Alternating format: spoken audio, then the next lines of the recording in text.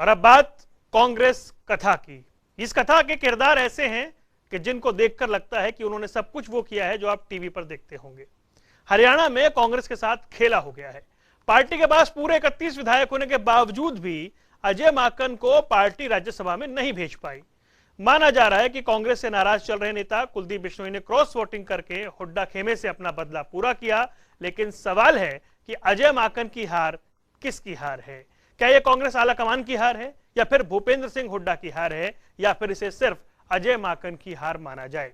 साथ ही सवाल भूपेंद्र सिंह हुड्डा के पॉलिटिकल मैनेजमेंट पर भी उठ रहे हैं, क्योंकि कुलदीप बिश्नोई की बगावत से पहले ही साफ था कि वो कांग्रेस को वोटिंग नहीं करेंगे। तो फिर आखिर बाड़ेबंदी और पॉलिटिकल मैनेजमेंट का क्या हुआ?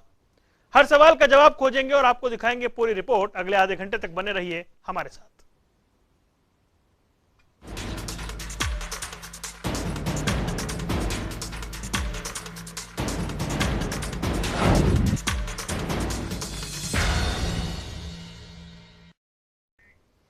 तो सबसे पहले बात करते हैं इस कथा के सियासी ड्रामे की।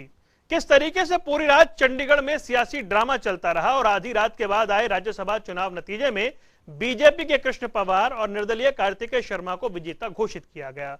2 सीटों पर हुए इन चुनाव में हुड्डा की साख दांव पर लगी हुई थी। हालांकि कार्तिकेय के लिए जीत इतनी आसान नहीं थी। इसके बावजूद बीजेपी जेजेपी की व्यू रचना के सामने हुड्डा की हर चाल मानो नाकाम हो गई। रात भर चले सियासी ड्रामे के बाद आए नतीजों ने सभी को चौंका दिया है। हालांकि नतीजे ऐसे ही होंगे इसकी उम्मीद गठबंधन को शायद पहले से ही थी, लेकिन भूपेंद्र हुड्डा के होते हुए माकन की राह यहां कांग्रेस को आसान नजर आ रही थी। लेकिन बीजेपी जेजेपी ने माकन के साथ खेला कर दिया। इस खेला में कांग्रेस के विधायक ही घर के भेदी बने और अजय माकन का राज्यसभा पहुंचने का सपना टूटा। कुलदीप बिश्नोई की क्रॉस वोटिंग और एक वोट रद्द होते ही माकन की हार तय हो गई थी। लेकिन बलराज कुंडू का वोट नहीं डालना जरूर कांग्रेस के लिए राहत की खबर थी, लेकिन अंत में बिश्नोई की बगावत हुड्डा को भारी पड़ गई। अपनी अंतरात्मा के हिसाब से वोट डालूंगा मैं, मेरा फैसला आज भी वही है। किस हिसाब से वोट डालेंगे आप? अंतरात्मा के आवाज। हालांकि अभी तक ये तो तय नहीं हुआ है कि जो वोट रद्द हुआ वो किसका था। साथ ही किरण चौधरी और बीबी बत्रा के वोट को रद्द कराने के लिए रात भर ड्रामा चला। दोनों ही तरफ से दिल्ली से लेकर चंडीगढ़ तक चुनाव आयोग में शिकायत की गई। शिकायत के बाद चुनाव आयोग ने काउंटिंग शुरू करने पर रोक लगा दी। हरियाणा राज्यसभा बीजेपी प्रभारी गजेंद्र सिंह शेखावत और अर्जुन मेघवाल तो देर रात ही चुनाव आयोग पहुंच गए। वहीं दूसरी तरफ कांग्रेस का डेलीगेशन भी चुनाव आयोग पहुंचा। हालांकि निर्दलीय उम्मीदवार कार्तिकेय शर्मा ने रिटर्निंग अधिकारी पर ही निष्पक्ष नहीं होने के सवाल उठा दिए थे। हालांकि सियासी ड्रामे के बाद देर रात चुनाव आयोग ने वीडियो कॉल के माध्यम से सुनवाई की और फैसला कांग्रेस के हक में दिया। देर रात शुरू हुई काउंटिंग में कृष्ण लाल पवार तो आसानी से जीत गए, लेकिन दूसरी सीट पर मामला अंतिम समय तक फंसा रहा। एक एक वोट ने चुनाव को किसी रोमांचक क्रिकेट मैच की तरह बना दिया, लेकिन अंतिम बॉल पर छक्का कार्तिकेय ने ही मारा। माकन मैच हार गए। मैं ऐसे सब विधायकों का जिन्होंने भारतीय जनता पार्टी का कैंडिडेट श्री कृष्ण पवार जी और हमारे इंडिपेंडेंट कैंडिडेट श्री कार्तिकेय शर्मा जी, इन दोनों को चुना है और सफलता दिलाई है, ऐसे सभी विधायकों को मैं हृदय से धन्यवाद देता हूं। और ये एक प्रकार की हरियाणा की जनता की जीत है, लोकतंत्र की जीत है। मैं आशा करता हूं कि दोनों हमारे नए राज्यसभा के सदस्य राज्यसभा में जाकर के हरियाणा के हितों की पूरी चिंता करेंगे और हरियाणा के बारे में जो भी विषय है केंद्र सरकार के नाते से वहां सदन में उठाने की बात करेंगे। माकन की जीत हुड्डा की साख के साथ भी जुड़ी हुई थी, लेकिन अलग अलग धड़ों में बटी कांग्रेस पार्टी में कमी एक बार फिर उजागर हो गई है। कांग्रेस की ना ही रिजॉर्ट पॉलिटिक्स काम आई और ना ही हुड्डा की साख बच पाई। इस सियासी गणित में अजय माकन की हार हुई। हालांकि 2016 में हुए राज्यसभा चुनाव में भी कांग्रेस इनेलो उम्मीदवार की हार हुई थी, लेकिन उस समय बात कांग्रेस के सम्मान की नहीं थी। लेकिन इस हार के बाद अलग अलग धड़ों में बटी हरियाणा कांग्रेस क्या एक हो पाएगी, क्योंकि 2024 में विधानसभा के चुनाव भी होने हैं। ब्यूरो रिपोर्ट, जनता टीवी। उधर अजय माकन की हार होते ही सोशल मीडिया पर राजनीतिक सरगर्मियां तेज हो गई। सबसे पहले कुलदीप बिश्नोई के बेटे भव्य बिश्नोई ने ट्वीट किया और लिखा कि हम समंदर हैं, हमें खामोश रहने दो, जरा सा मचल गए तो शहर को ले डूबेंगे। इसके बाद कुलदीप बिश्नोई ने भी ट्वीट किया और पूर्व में कांग्रेस के प्रदेश अध्यक्ष रहे अशोक तंवर ने भी। क्या कुछ हुआ इस रिपोर्ट में देखिए। नंबर जो राजनीति में बहुत अहम होते हैं। एक नंबर से कोई अर्श तक पहुंच जाता है तो एक नंबर ना मिले तो कोई फर्श पर ही रह जाता है। और जब चुनाव राज्यसभा का हो और बात असंतुष्टि की हो तो एक नंबर पूरा गेम बदल देता है। कुछ ऐसा ही हुआ हरियाणा की सियासत में। चंडीगढ़ में सूरज जैसे जैसे चढ़ रहा था, सियासत में तपिश भी वैसे वैसे ही बढ़ रही थी। लेकिन सूरज अपने वक्त के हिसाब से ढल गया, लेकिन राजनीति की गर्मी दिल्ली तक बढ़ गई। देर रात चुनाव आयोग ने मतगणना शुरू की और नतीजे जारी किए तो कांग्रेस उम्मीदवार अजय माकन की हार की घोषणा हो चुकी थी। अलसुबह 3:31 पर कुलदीप बिश्नोई के बेटे भव्य बिश्नोई ने अपने राजनीतिक विरोधी पूर्व सीएम भूपेंद्र सिंह हुड्डा पर तंज कसते हुए ट्वीट किया और लिखा कि हम समंदर हैं, हमें खामोश रहने दो, जरा मचल गए तो शहर ले डूबेंगे। भव्य बिश्नोई। ये बात तो साफ है कि कांग्रेस हरियाणा में राज्यसभा का चुनाव कुलदीप बिश्नोई की वजह से ही हारी है। लिहाजा शनिवार को सुबह उठते ही कुलदीप बिश्नोई ने भी ट्वीट किया और कुछ इस तरीके से अपने राजनीतिक विरोधियों को सुप्रभात बोला। कुलदीप बिश्नोई ने लिखा कि फन कुचलने का हुनर आता है मुझे, सांप के खौफ से जंगल नहीं छोड़ा करते। सुप्रभात। कुलदीप बिश्नोई, विधायक, आदमपुर। कुलदीप बिश्नोई के ट्वीट के बाद सोशल मीडिया पर उनके फैंस अलग अलग ट्वीट करने लगे। कभी हरियाणा कांग्रेस के अध्यक्ष रहे और भूपेंद्र हुड्डा के राजनीतिक धुर विरोधी रहे अशोक तंवर ने कुलदीप बिश्नोई के ट्वीट पर रिट्वीट किया और लिखा कि सांप का फन कुचलने से क्या होगा, अजगर तो अभी जिंदा है। अशोक तंवर, नेता आम आदमी पार्टी। अशोक तंवर भी जब तक कांग्रेस में रहे तब तक हुड्डा खेमे के साथ तालमेल नहीं बैठा पाए थे। 2019 चुनाव से पहले अशोक तंवर पर भी हुड्डा खेमा भारी नजर आया था और अब राज्यसभा चुनाव में कुलदीप बिश्नोई ने अपने बगावती तेवर दिखाकर कांग्रेस प्रत्याशी अजय माकन के खिलाफ वोटिंग की और अपनी कसक निकाल ली। कुलदीप बिश्नोई को कांग्रेस प्रदेश अध्यक्ष न बनाने की कसक थी। उन्होंने राहुल गांधी से मिलने का समय मांगा, लेकिन 1.25 महीने होने के बाद भी कुलदीप बिश्नोई की मुलाकात राहुल गांधी से नहीं हुई। इसके बाद ही कुलदीप ने राज्यसभा चुनाव में अपनी अंतरात्मा की आवाज सुनकर वोट डालने की घोषणा की। कुलदीप ने वोटिंग के पहले और बाद में भी यही कहा कि उन्होंने अपनी अंतरात्मा की आवाज सुनकर ही वोट डाला है। ब्यूरो रिपोर्ट, जनता टीवी। अजय माकन चुनाव हार गए, लेकिन हुड्डा की साख का क्या? क्योंकि इस चुनाव में हरियाणा की राजनीति के कद्दावर नेता भूपेंद्र हुड्डा की साख दांव पर थी, क्योंकि आला कमान ने भूपेंद्र हुड्डा के प्रस्ताव पर मोहर लगाई और उदय भान को कांग्रेस का प्रदेश अध्यक्ष बनाया। लेकिन इसके बावजूद माकन चुनाव नहीं जीत सके, तो क्या गांधी परिवार में हुड्डा का राजनीतिक कद घट गया है? देखिए ये रिपोर्ट। शुक्रवार का दिन था। हरियाणा की राजनीति में तपिश बहुत थी। जून की तपती गर्मी में एक एक वोट का ऐसा सियासी समीकरण पर चुनावी बिसात बैठा रहा था, लेकिन कांग्रेस में सियासी गर्मी कुछ ज्यादा ही थी। आला कमान ने जिसे राज्यसभा चुनाव का उम्मीदवार बनाया था, उसे जिताना हरियाणा कांग्रेस के लिए बहुत बड़ी चुनौती थी। लिहाजा कांग्रेस ने अपने विधायकों को करीब एक हफ्ते तक रायपुर के मेफेयर रिजॉर्ट में रखा। समीकरण बैठाने और अजय माकन को जिताने की जिम्मेदारी खुद भूपेंद्र सिंह हुड्डा के हाथों में थी। लिहाजा हुड्डा ने हरियाणा में समीकरण बैठाए, लेकिन फिर भी खेला हो गया। कांग्रेस को जिसका डर था वही हुआ। पार्टी से नाराज चल रहे नेता कुलदीप बिश्नोई ने अपनी अंतरात्मा की आवाज सुनी और राज्यसभा में क्रॉस वोटिंग कर दी। अपनी अंतरात्मा के हिसाब से वोट डालूंगा मैं, मेरा फैसला आज भी वही है। किस हिसाब से वोट डालेंगे आप? अंतरात्मा के आवाज। कांग्रेस के कद्दावर नेता भूपेंद्र सिंह हुड्डा और हाल में प्रदेश अध्यक्ष बने उन्हीं के खेमे से ताल्लुक रखने वाले उदय भान के नेतृत्व की ये पहली परीक्षा थी। प्रदेश में पर्याप्त विधायक होने के बावजूद हुड्डा खेमा बीजेपी जेजेपी गठबंधन के सामने गच्चा खा गया और कांग्रेसी कैंडिडेट अजय माकन मामूली अंतर से चुनाव हार गए। कि वो चुनाव कांग्रेस के चुनाव चिन्ह पे जीते हैं, तो कांग्रेस के कैंडिडेट को उन्होंने वोट नहीं दिया है। और किस प्रलोभन से गए, किस भय से गए, ये तो वही बताएंगे। लेकिन मैं इतना कह सकता हूं कि जो उन्होंने हरकत करी है, हरियाणा की जनता उनको माफ नहीं करेगी।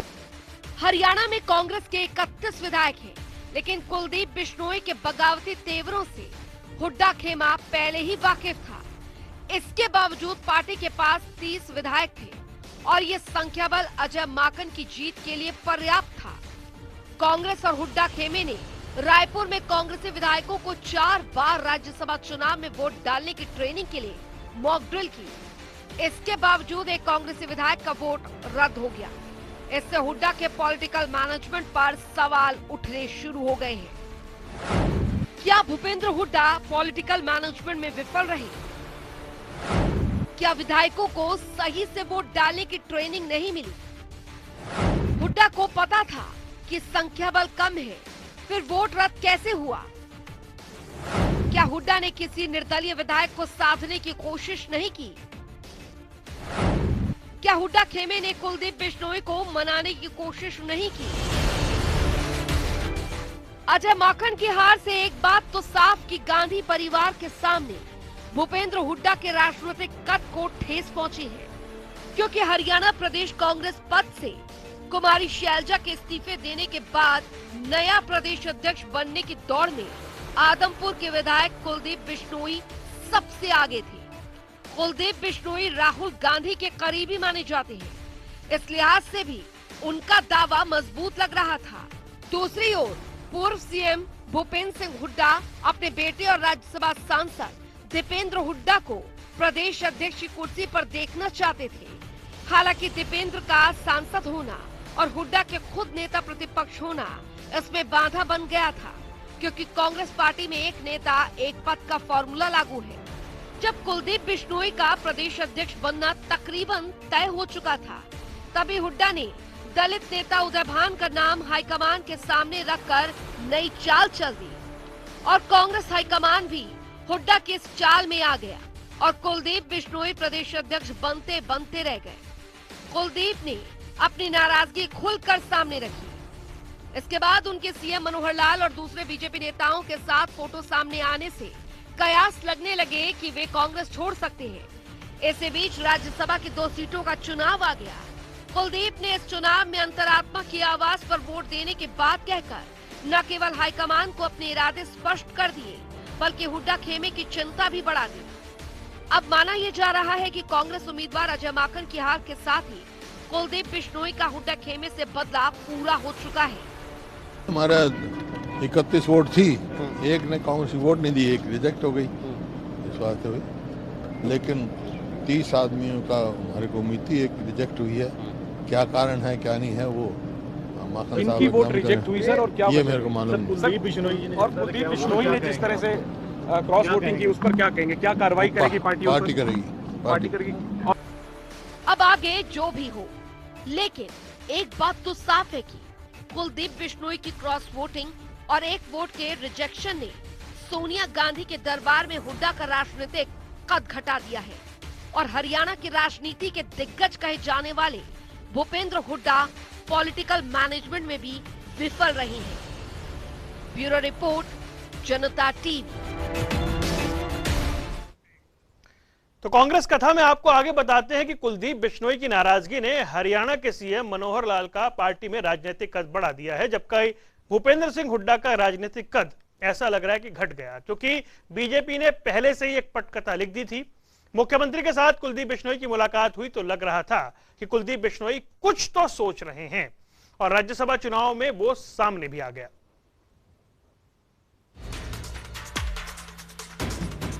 राजनीति में हर मुलाकात अहम होती है, हर मुलाकात के सियासी मायने निकाले जाते हैं और जब प्रदेश का मौसम चुनावी हो तो पटकथा पहले से ही लिखनी शुरू हो चुकी होती है। कुलदीप बिश्नोई प्रदेश अध्यक्ष नहीं बनाए जाने से कांग्रेस पार्टी से नाराज हो गए थे। विरोधियों ने कांग्रेस की इसी कमजोर नब्ज को पकड़ा और राज्यसभा चुनाव में खेला हो गया।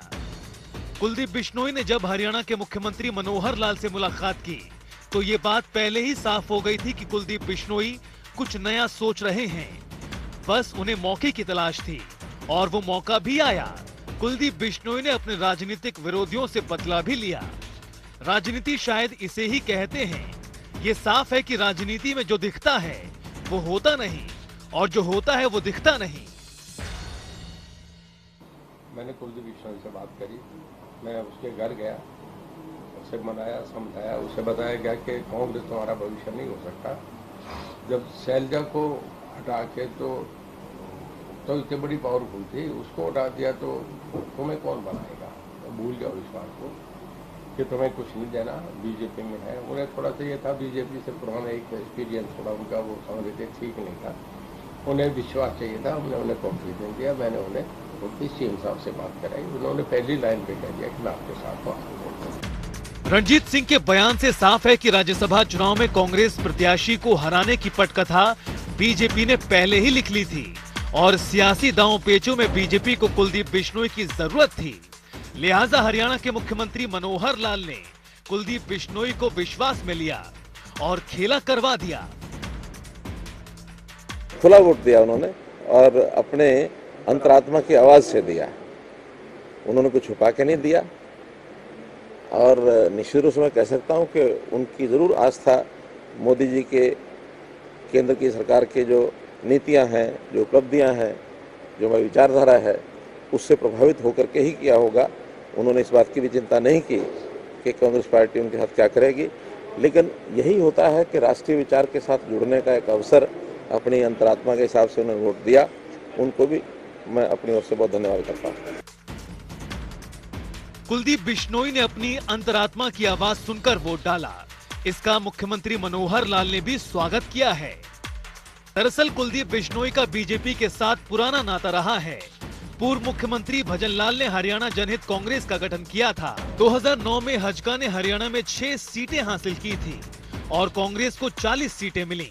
लिहाजा सरकार बनाने के लिए कांग्रेस को 6 विधायकों का समर्थन चाहिए था, तो भूपेंद्र हुड्डा ने रणनीति बनाई और हजका के 5 विधायकों को कांग्रेस में शामिल कर लिया। कुलदीप बिश्नोई अपने विधायकों की सदस्यता रद्द करवाने के लिए हाईकोर्ट भी पहुंचे थे, लेकिन मामला लंबित पड़ा रहा। इसके बाद हरियाणा जनहित कांग्रेस का बीजेपी के साथ गठबंधन हुआ। मोदी लहर में 2014 के लोकसभा चुनाव में इस गठबंधन ने 10 सीटों पर चुनाव लड़ा। इस दौरान बीजेपी ने 7 सीटों पर जीत दर्ज की। हजका अपने कोटे की हिसार और सिरसा लोकसभा सीटें हार गई, जिसके बाद विधानसभा चुनाव में दोनों पार्टियों का गठबंधन टूट गया और चुनाव में हजका ने सिर्फ 2 सीटों पर जीत दर्ज की। इसके बाद कुलदीप बिश्नोई ने 2016 में कांग्रेस में अपनी पार्टी का विलय कर दिया और अब 6 साल बाद एक बार फिर कांग्रेस और कुलदीप बिश्नोई के रिश्ते खट्टे हो गए हैं। राज्यसभा चुनाव में कुलदीप बिश्नोई ने क्रॉस वोटिंग की, इसके लिए पार्टी कुलदीप बिश्नोई पर एक्शन भी ले सकती है। हमारा 31 वोट थी, एक ने कांग्रेस वोट नहीं दी, एक रिजेक्ट हो गई इस बात से हुई। लेकिन 30 आदमियों का हमारे को उम्मीद थी, एक रिजेक्ट हुई है। क्या कारण है क्या नहीं है वो माखन साहब वोट रिजेक्ट हुई सर, और क्या ये मेरे को मालूम नहीं। कुलदीप बिश्नोई ने जिस तरह से क्रॉस वोटिंग की, उस पर क्या कहेंगे, क्या कार्रवाई करेगी पार्टी? पार्टी करेगी, पार्टी करेगी कि वो चुनाव कांग्रेस के चुनाव चिन्ह पे जीते हैं, तो कांग्रेस के कैंडिडेट को उन्होंने वोट नहीं दिया है। और किस प्रलोभन से गए, किस भय से गए, ये तो वही बताएंगे। लेकिन मैं इतना कह सकता हूं कि जो उन्होंने हरकत करी है, हरियाणा की जनता उनको माफ नहीं करेगी। बहरहाल कुलदीप बिश्नोई के खिलाफ कांग्रेस आलाकमान जब एक्शन लेगा तब देखना होगा, लेकिन फिलहाल तो कुलदीप बिश्नोई बीजेपी के प्यारे हैं, बीजेपी के दुलारे हैं। मैं श्री कृष्णलाल पवार और कार्तिकेय शर्मा जी को राज्यसभा चुनाव की विजय की शुभकामनाएं देता हूं। मैं आभार व्यक्त करता हूं सभी। मैं कुलदीप बिश्नोई की भी प्रशंसा करता हूं कि उन्होंने अंतरात्मा पर की आवाज़ पर अपना वोट दिया और बलराज कुंडू ने भी अनुपस्थित रहकर अपनी भूमिका निभाई। सबको साधुवाद और हरियाणा को जनता को भी दोनों राज्यसभा की जीत पर बहुत बहुत बधाई। कांग्रेस की अंदरूनी कलह में जो हुआ वो हुआ, लेकिन हरियाणा के मुख्यमंत्री मनोहर लाल की रणनीति पूर्व मुख्यमंत्री भूपेंद्र हुड्डा पर भारी पड़ गई। सीएम मनोहर लाल ने निर्दलीय उम्मीदवार कार्तिकेय शर्मा को जीत दिलाकर पार्टी में अपना राजनीतिक कद भी बढ़ा लिया है। साथ ही विरोधियों को भी करारा संदेश दिया। उधर जेजेपी ने भी कांग्रेस को संदेश दे दिया है कि उसे कम आंकने की गलती ना करे। कार्तिकेय शर्मा की जीत के साथ बीजेपी जेजेपी गठबंधन का भी 2024 में होने वाले विधानसभा चुनाव तक टिके रहना लगभग तय हो गया है। ब्यूरो रिपोर्ट, जनता टीवी। पिछले लगभग एक दशक से देखें तो हरियाणा कांग्रेस में जो कुछ चल रहा है, जिस तरह से चेहरे छोड़कर गए, पार्टी ने कहा कोई नुकसान नहीं है, सब कुछ ठीक है, लेकिन परिस्थितियां ये रही कि चाहे विधानसभा का चुनाव हो, चाहे लोकसभा का चुनाव हो या फिर अब राज्यसभा का चुनाव हो, नंबर्स होते हुए भी, मजबूती से होते हुए भी पार्टी वो नहीं कर पाती जो वो चाहती है।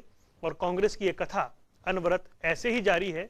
इस कथा का समापन कब होगा ये कांग्रेस के दिग्गज नेता खुद बताएंगे, या फिर इंतजार करिए, हो सकता है कथा का एक और अध्याय सामने जल्द ही आ जाए। यहाँ रुकने कुछ देर के लिए, खबरों का सिलसिला लगातार जारी है।